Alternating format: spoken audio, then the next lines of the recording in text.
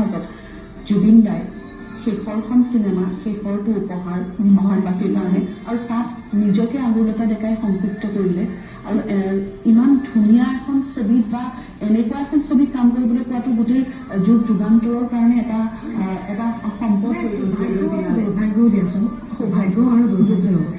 আৰু ক'ব নোৱাৰো আজি হয়তো বহুতে অনুতপ্ত যে আমি ওচৰত থাকিও নুবুজিলো, কিছুমানে বহুত ওচৰত থাকিও হয়তো নুবুজা বুলি কয়, কিছুমানে হয়তো অসমখনত থাকি হয়তো আছে আৰু এনেকুৱা ধৰণৰ আৰু থাকি পেলাই ওচৰত এবাৰলৈ যোৱাৰ প্ৰয়াস নকৰিলে।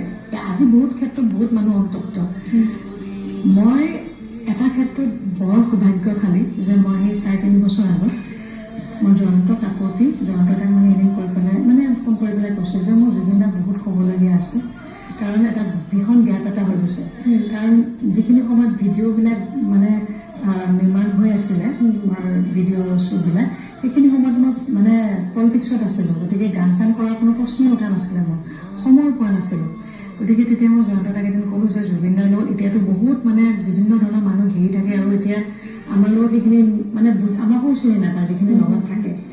গতিকে মোক এদিন 1 ঘণ্টা সময় এটা দিব লাগে, যে জুবিন দা মই মানে কথা পাতিম আৰু আপুনিও থাকিম। আৰু সেই এদিন এই 3.5 বছৰমান আগত এদিন একদম মানে মই হাতখনত এনেকেই ধৰিছোঁ, ধৰি পেলাই মানে মোৰ প্ৰতিটো বিষয় মানে মোৰ মনৰ প্ৰতিটো বিষয় মানে প্ৰতিটো কথা, যে মই কি কি পৰিস্থিতিত মই ৰাজনীতিত যাবলগীয়া হ'ল, কি হ'ল মোৰ লগত, কি পৰিস্থিতিৰ মাধ্যমৰ মাজেদি আহি আপোনাৰ গানৰ মাজেদি মই জীয়াই আছোঁ, এই গোটেই মনৰ কথা তেওঁক খুলি পেলাই ক'লোঁ। আৰু সেই যিটো ভাল পোৱাটো তেওঁৰ চকুত থৈ মই তেওঁক মানে ভাল পাওঁ, প্ৰাণ ভৰি ভাল পাওঁ, সেইটো মই ক'ব পাৰোঁ।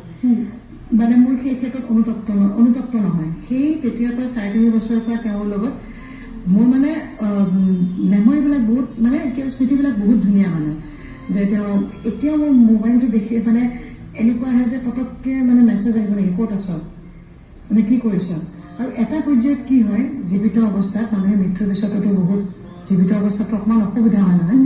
জুবিন দাই মানে প্ৰায়ে মাতে যে আজি অমুকত মানে প্ৰগ্ৰেম আছে, তমুকত প্ৰগ্ৰেম আছে, বা ষ্টুডিঅ'ত অমুকত ক'বলৈ সহজ, কিন্তু মই তেতিয়া জুবিন দাক মই কৈ দিওঁ, মই বোলো দাদা মানে মই যাম, মানে এটা 10টা কথা মানুহে ক'ব, গতিকে আমি এজ এ ফিমেল মানে তেওঁৰ যিটো টাইমিং থাকে আমি যাবগৈ নোৱাৰোঁ।